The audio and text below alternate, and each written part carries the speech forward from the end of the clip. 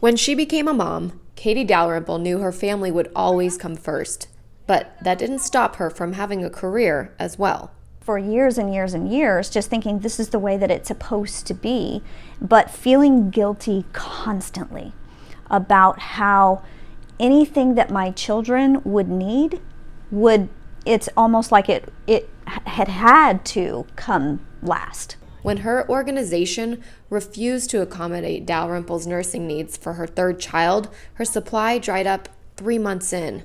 Care for her family and working outside of the home continued to battle for her time. She was ultimately fired.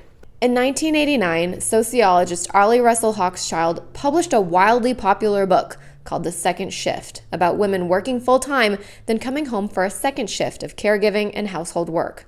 It is important to note here, for anyone who does not have children, particularly young children, that parenting and household work are not really a one-shift deal. Each is its own separate shift, sometimes, for the gifted, completed simultaneously. Following the second shift, several articles and books from various authors have been published detailing the so-called third shift.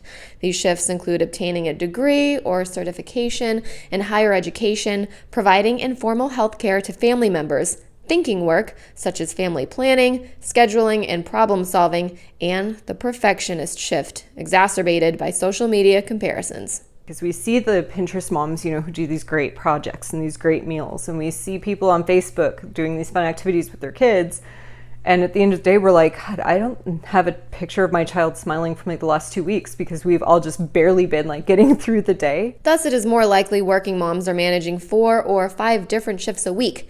For mompreneurs, or working mom entrepreneurs, that shift load is even greater.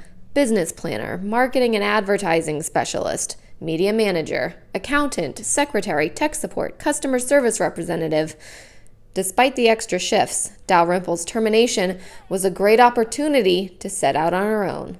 Doing this and setting up my businesses in such a way where I can be a mom and feel confident and not guilty about being a mom and taking them to their appointments or making it to soccer practice or whatever I need to do to be their mom. It fits now where it didn't before. Women, mom or not, matter a lot to the labor force.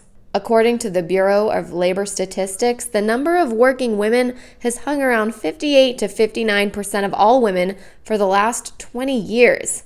At last check, the percentage of men who work is about 71. That's only about a 12% difference between the two sexes.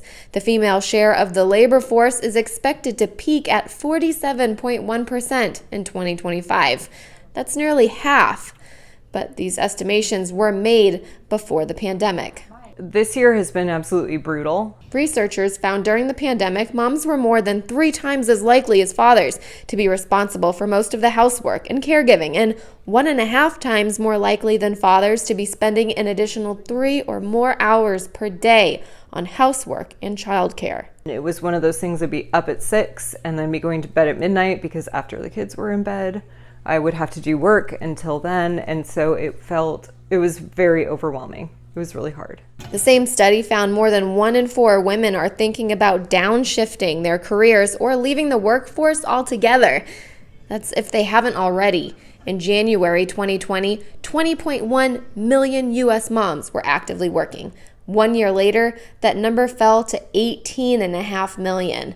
1.6 million moms had left the labor force. Still, being a solely stay-at-home mom is not common. They're the unicorns of humanity to me, because that's the most demanding job you can do, is be there for your young person all the time. And I wouldn't even be bringing the best version of myself for my kids if I did that. And I think that for moms, that's a really hard thing to feel. The truth of the matter is most moms feel compelled to some kind of paid work, and they have a passion for doing things in addition to taking care of kids and the home. Another recent survey shows the percentage of employed moms rose from 51% of moms in 1968 to 72% of moms in 2019. And only 19% of women surveyed said it'd be best for them to not do paid work.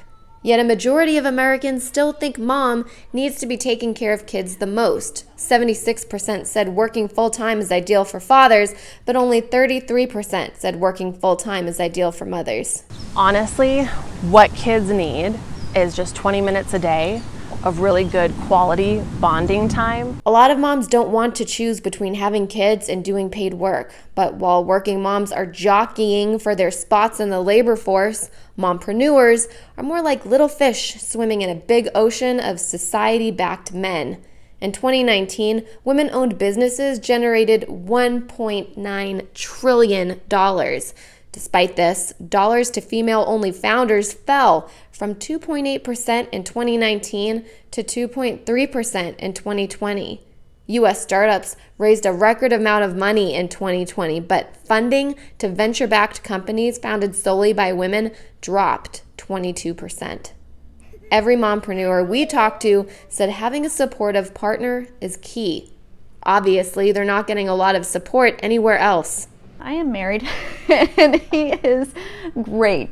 He's super helpful, and for me that is huge. That's one of the reasons being an entrepreneur is even harder on Black moms, 56% of whom are raising children solo. That's compared to 26% of Hispanic moms who are single moms and 17% of white moms who are single moms. So what else can mompreneurs do to stay gritty in the game and maintain their sanity? First, some grace. Experts say just because you wear multiple hats doesn't mean you have to wear them all every day. Set aside each day for a particular hat, like Business Management Monday or Website Wednesdays. Compartmentalizing tasks does wonders to take the pressure off everything you are trying to accomplish at once. Letting go of the idea of perfection and that I'm not going to get all the laundry done. The house is not going to be picked up half the time. The meals are not going to be as healthy. And I'm not going to be where I want to be with my business every day. And that's okay. I've also just gotten a lot better at recognizing when I'm over my limits right away and not staying there too long. I have to be flexible and be open to switching things around as needed because every week is different. Every month is different. Next, find your community. Stephanie Gilbert wrote a piece called The Importance of Community and Mental Health for National Alliance on Mental Illness.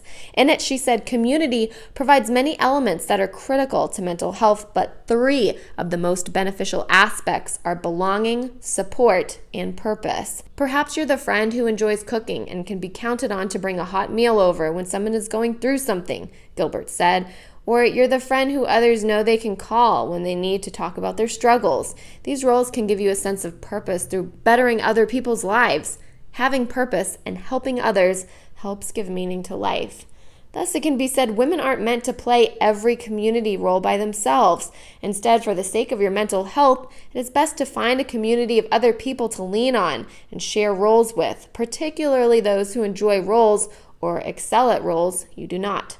And perhaps most importantly, take a break. So owning a business and raising your kids, you're doing simultaneously, you're doing 2 things that you've never done before. And those are 2 really big things that you've never done before. The phrase self-care has long since become buzzworthy, with plenty of moms rolling their eyes at the idea of picking up yet another shift.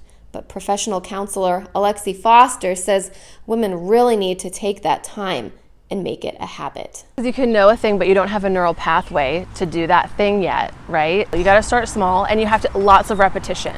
It takes 21 times to do something new before it doesn't feel awkward.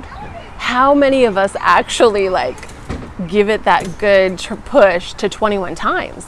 We barely ever even make it to the 21. We usually peter out around 14. And then it takes 200 times of doing a thing before it's on autopilot. You don't even have to think about it. If you've lived your life as an overachiever, it's really hard to break that habit.